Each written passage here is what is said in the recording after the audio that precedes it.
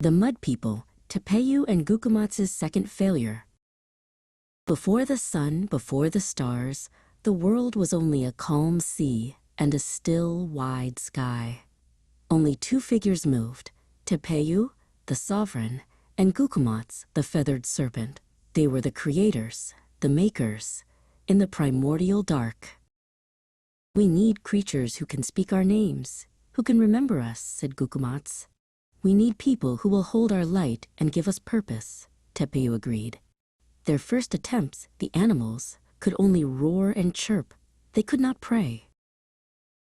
So the creators decided to try again. They gathered the soft, cold mud from the riverbanks. It was slick and dark, the perfect, humble substance for their next project.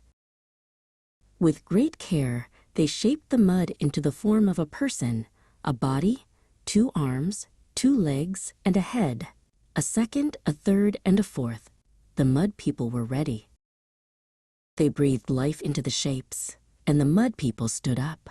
They were stiff, like old, cracked earth, but they could speak. Creator, maker, rememberer, they called out into the quiet sky. But their words meant nothing. The Mud People had no minds, no thoughts, no memory. They were empty echoes. They stumbled when they walked, and they did not know the difference between the land and the sea. Every step they took, every word they spoke, caused tiny bits of their bodies to crumble away and fall back to the ground. They were falling apart just by being alive and moving. Then, the softest, quietest rain began to fall over the primordial world. Drip, drip, drip. It was a gentle warning from the heart of heaven. The Mud People, who could not think to take shelter, just stood there. The soft rain kissed their skin, and they began to melt, turning back into soft, dark puddles that flowed down to the river. A mind is needed to honor us. A soul is needed to remember us, said Tepeyu. Gukumat sighed.